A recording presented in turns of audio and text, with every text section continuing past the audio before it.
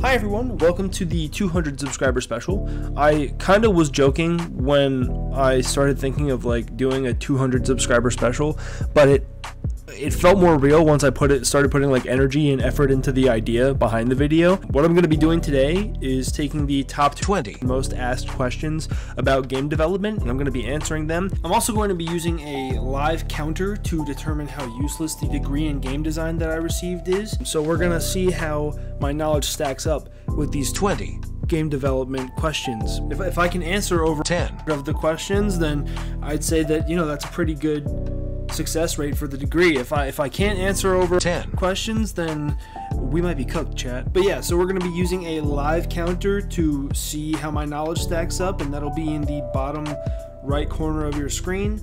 That is the degree uselessness counter, or DUC for short. All while playing a horror game. This is a 3D horror game called PAC-SIDE on itch.io by SeriousDaniel. So if you're interested in the gameplay, please go check this game out. It looked like a lot of fun, and you'll be able to find that with a link in the description below. So just to reiterate, the whole premise is I asked ChatGPT for the top 20 most searched questions about game development, and I'm going to be answering them here for you to watch while I play this horror game. So without further ado, let's get right into it. So here we are in Packside. Alright. So, attention, please remember to wear sunglasses while playing. This will help prevent the harmful radiation from affecting your body. Otherwise, your ass will explode.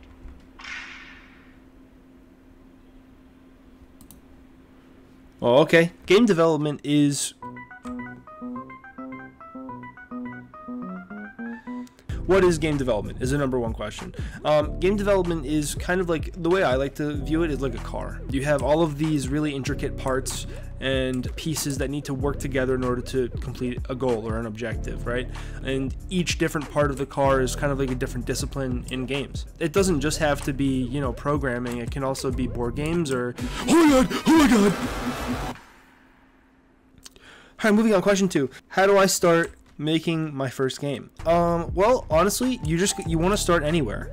Starting just literally at all. Start wherever you can. If you want to focus on writing, make something interactive. If you want to, you know, work on like a board game, you can do that too. It's genuinely up to the user. Whatever. Oh, I can sprint. Oh, that's helpful. But yeah, no, it's up to the user. Whatever you... Nope, nope, nope, nope, nope, nope, nope, nope, nope, nope, nope, nope, nope, nope, nope, nope, nope, nope. Oh my god, oh my god, oh my god, oh my god. Okay, okay. Alright. Yeah, but it's really up to you. Wherever you wanna start is how you should start making, you know. Oh god. Okay. Oh my god! Please, please, please, please, please, please, please, please, please, please, please. Go away. Go away. Go away.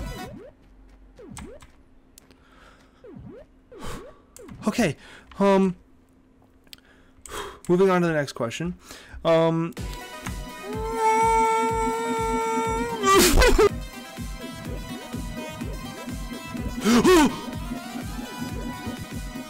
me alone, leave me alone, leave me alone, leave me alone, leave me alone, leave me alone.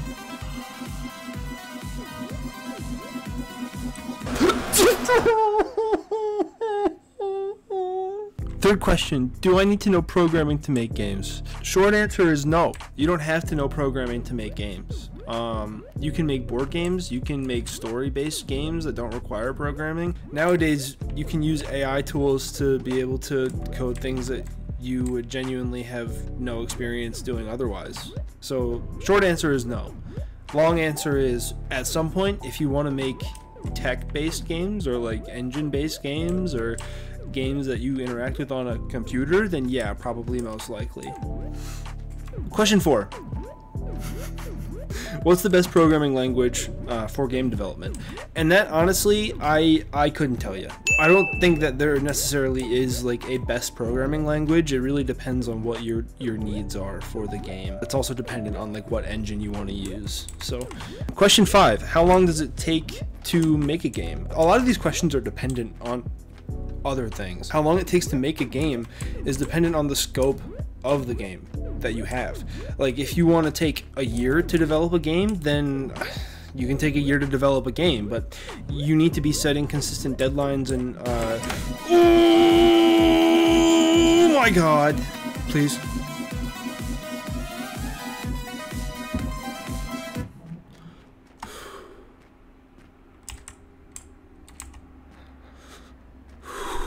Okay. Bro, I hate this.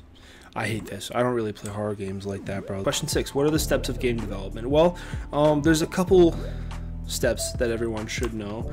Generally, what the steps are is idea, prototype, testing, prototype again, and just rapidly iterate until you get the desired outcome and can include the polish that you want to have in the game. All right, question 7. Should I start with a 2D or 3D game? Well, that's really honestly up to you and your skill set. If you think that you're...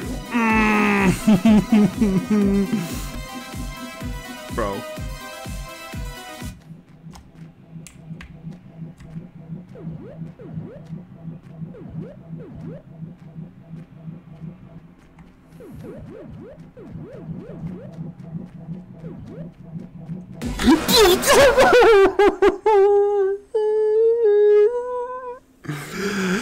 Okay, alright.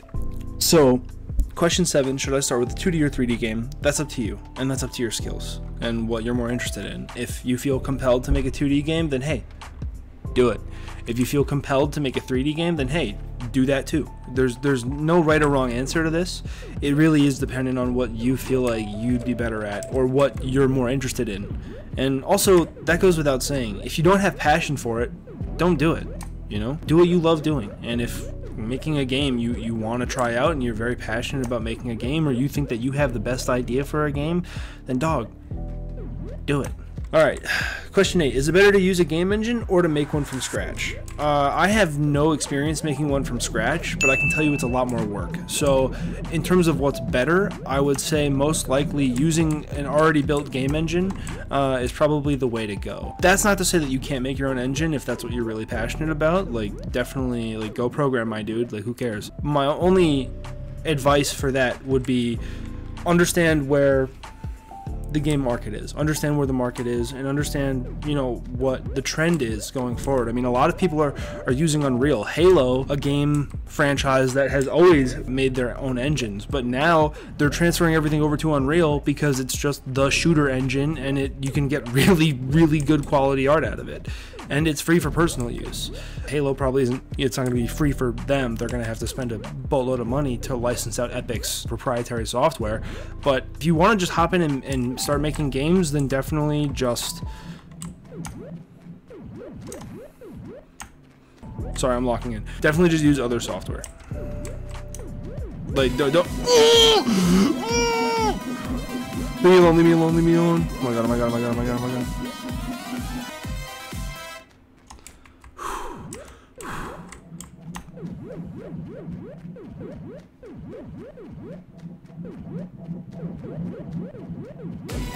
I knew it! Oh, I knew it! Bro, leave me alone, leave me alone, leave me alone, leave me alone, leave me alone. Leave me alone! Leave me alone! No, oh my god, you get stuck up on the walls. This is, oh my god, this is terrifying.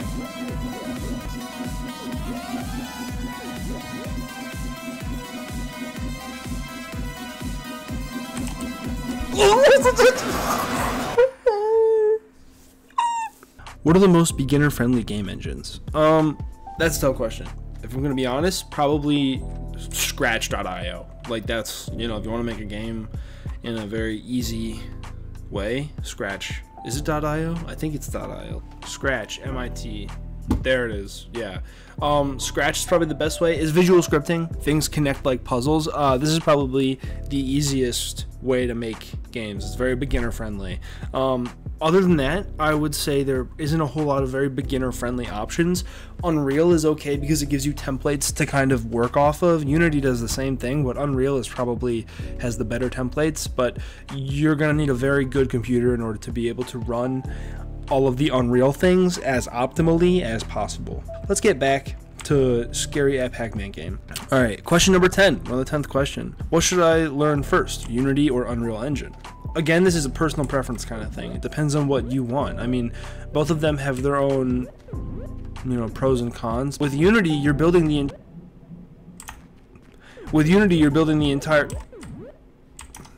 you're building the entire experience from scratch just about. With Unreal, you have the starter templates that get you in a good direction already, but you can kind of take it wherever you want.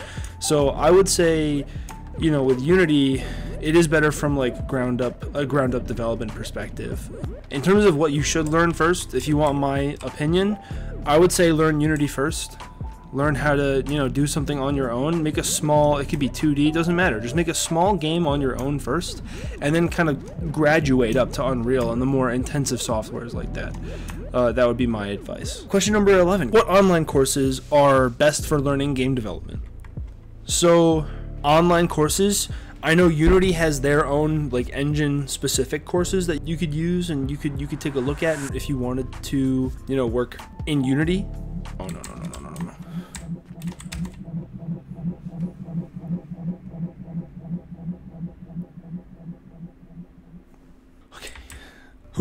Other than that, there's really good support for game dev on YouTube.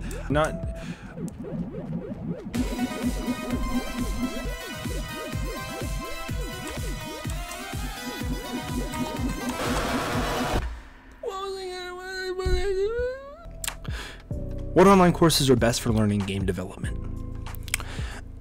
Depends on what you want. If you want an actual online course that you have to pay for, I can't give you any help on that. You're gonna have to do your own research. But when it comes to like really cheap workaround ways to get into game development, like course-wise, just YouTube. I know you have to find a YouTuber that connects with you on like a speech level, because there's a lot of them that, you know, sometimes you can't understand people that are giving you programming advice. Sometimes they move really quickly and you're not going to be able to follow along if you have a very minute knowledge of programming and coding. But what I can say is that if you really stick with something and you're really passionate about a type of experience that you're going for, using YouTube resources to assist you is the best online course that I think is out there. It's free, and there's a really good community built around a lot of these YouTubers, and some of them even have Discords. So if you want, you can join those communities and figure out game dev on your own. Question number 12. Are game jams good for beginners? I would say yes and no. Yes, because it teaches you how to cut things. You know, you're always going to want to make a really big game right off the bat. You're always going to want to fill it with all the things that you want inside of an experience, but to be quite honest with you, that's just never how it works. There's always something that gets left on the chopping block. There's a saying that we had, that a lot of places have when referring to game development, and that's kill your darlings. Stop ideas, cut ideas that you're really proud of, or really cut ideas that don't actually improve the experience via testing feedback. Like, get the feedback to back up why something is in the game, and if there's not a good reason for it to be in the game, then kill it. I don't like this. I don't like this. So this is a little too scary. Yeah, game jams aren't bad for beginners because they teach you how to cut things. They teach you to prioritize. The only reason why I would think that they're like somewhat negative for beginners is because it doesn't allow you to experiment. You have to do things really quickly in a very short amount of time. Sometimes, you know, you get like a month or two, but it's not a whole lot of time to experiment with things. You need to really know what you have to really know what you want to be doing. Sorry, the window's open. I don't know if you guys can hear the... I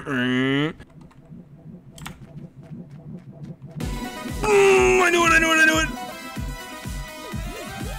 You need to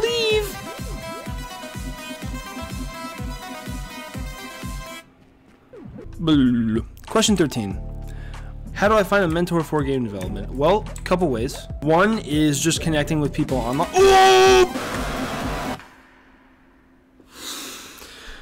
What I recommend is finding someone with experience that you can trust, that also doesn't have like super heavy responsibilities, because realistically you're just not going to get enough out of that person because of all the other responsibilities that they have. You're going to be kind of left in the dark somewhat, and not to say that they're just going to, you know, not help you, but there will be times when you need something and they won't be able to respond within, you know, a while because of all the other things that they have to do. I recommend, again, not necessarily finding a mentor, but finding a group of you know, online game developers that have some kind of social media presence that you can follow and join their community and kind of, you know, follow along with that in order to get into their inner circle. Ask questions. One really good YouTuber that has like a live stream that you can just join. He'll be doing game dev stuff and you can ask questions. Ryan Laley Games, I think. I'll put it in the description of this video, but really good, strong game dev community. You guys should definitely check it out.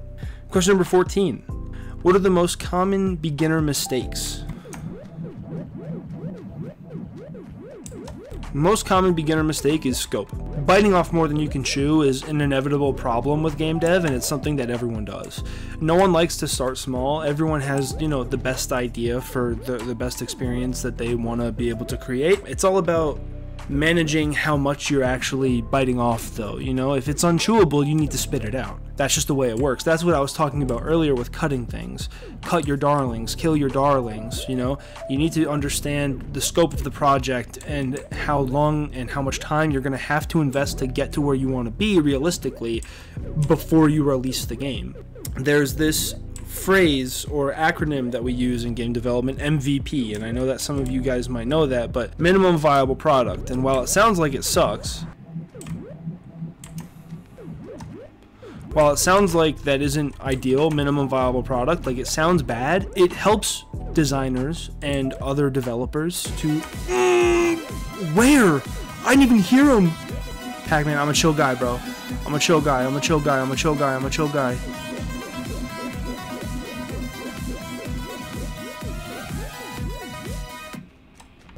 So yeah, scope is the biggest mistake that people make. They always bite off more than they can chew initially, and I've been guilty of that. It happens quite often. Question number 15. Question number 15.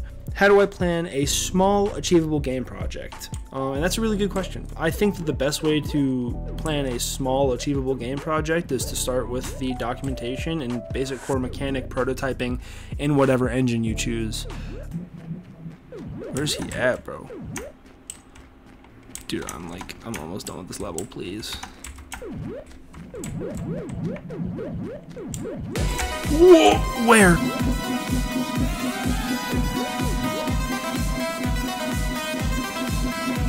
No! How do I plan a small, achievable game project? That's a tough question, and genuinely it's a hard question.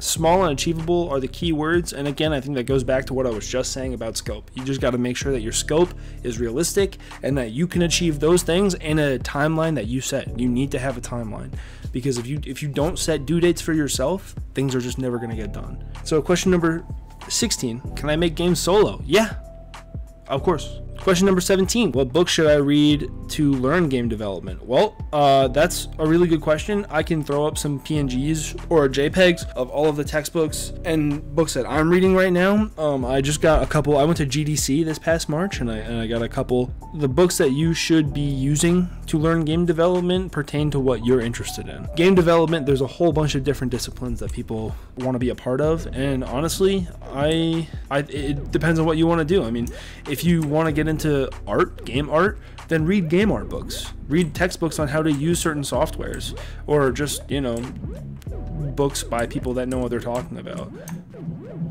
Unlike me. Where even is he?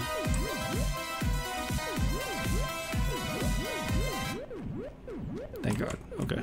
Question number 18. How do I learn game design versus game programming? Sometimes they go hand in hand and you can learn both. Design is more about building the core experience to fit the needs of the actual game that you want to create, or the experience that you want to create, rather. So as a designer, my job is to create all the documentation and help prototype the mechanics that I want to implement into the game in order for the programmer to understand the, you know, core experience. Okay. The core experience. You big yellow bitch. Nope. Nope. I'm fine. I'm fine. I'm fine. Yup. I'm good. I'm good. I'm straight. I'm straight. I'm not even worried about it. Bro, I need 3 more. Oh my god. Oh my god. Oh my god. Where are the last 2?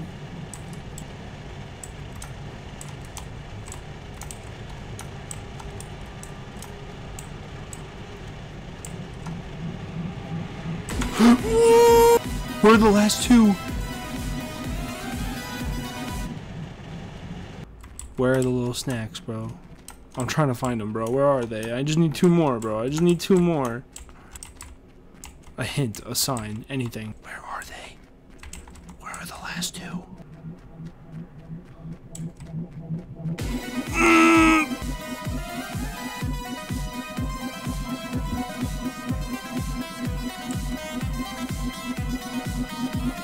Bro, do these last two just not exist? Do they just not exist? Yeah, how do I learn game design versus game programming? Game design is all about the core experience. It's what you wanna be. Oh my god. Yeah. It's what players are supposed to experience throughout their duration during the game. How you want them to feel. Programming is actually making it happen. Programming is getting it to a place where it's bug-free and feels good and fits the intended experience that the designer wants to make. So learning one versus the other, how you do that. Design is more about philosophy and it's more about psychology and knowing people. Programming is more technical knowledge on programming and how to get something to work inside of a game engine or just, you know, code compiler. From my experience, at least. I could be off slightly about that, but that's, from my experience, that's how it is. Question number 19. How important is math in game development? Surprisingly important. Trust me, I'm not good at math. I don't like it at all, but in order to balance things as a designer, you kind of need to know math. Basic, like, what's it called? When it you know, exponential increasing, stuff like that. It's very important to know those things. That way you can balance and make players feel stronger more effectively, at least design wise. Programming, it's a lot more needed. Programming is like learning a different language, but like talking to computers. You are going to need to know math a lot of the time. Like when we determine how something feels, a lot of I'm cooked. I didn't know you could jump. A lot of the time it just depends on like how the thing feels, and if you have like two, okay, let's say the number 2 is like the height for your jump, two units of jump force, right? Let's say that doesn't feel good, right? So I'm gonna double it. I'll make it 4, and then if that doesn't feel good, then, or like if that's still too low, then I'll double it again. Then I'll go 8. You know, and it's just kind of a process of back and forth for design. Programming, it's actually about hard coding things and having the technical experience to be able to execute those things. Oh my god. He's right behind me.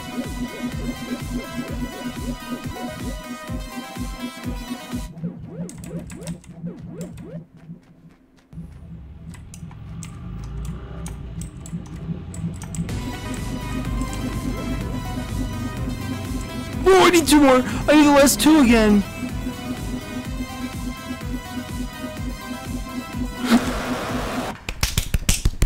What's up, y'all? It's me, but from the future. Just wanted to say that there were a couple questions that were kind of like reskins of previous questions that I had answered, so my answers were very similar. So I'm re-recording the last question. I answered 21 questions, but out of those 21 questions, 2 of them are reskins, so I had to re-record this part. That's what I get for using AI to have these questions prepared. So question number 20, how do you ensure that your game designs are inclusive and accessible to a diverse player base? When you design games, the intent has to be for a specific target audience. So I guess accessibility options are always nice in terms of like settings and everything like that, but actually designing the game to make people feel included, that doesn't sell games.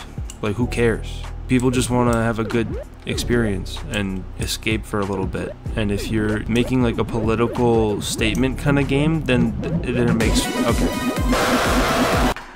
If you're making a political statement kind of game, then it makes sense. If you're not, then you shouldn't care about who you're including and who you're making the game accessible for. It should just be about the game and how fun it is. And that's all 20 questions. Alright, so that's going to wrap it up for this video. Clearly, I've demonstrated that the degree that I've received is not useless, and I've answered more questions than I have not been able to answer. So I have 16:4 ratio, which I think is pretty good. I'd say I'm pretty knowledgeable. Don't take everything I'm saying too literally. I was A, playing a horror game while answering these questions, and B, trivializing a lot of the depth that these questions deserve for the sake of making content. So again, take everything I say with a grain of salt. Yeah, I hope you guys enjoyed the video. If you did, You know what to do. See you in the next one. Bye.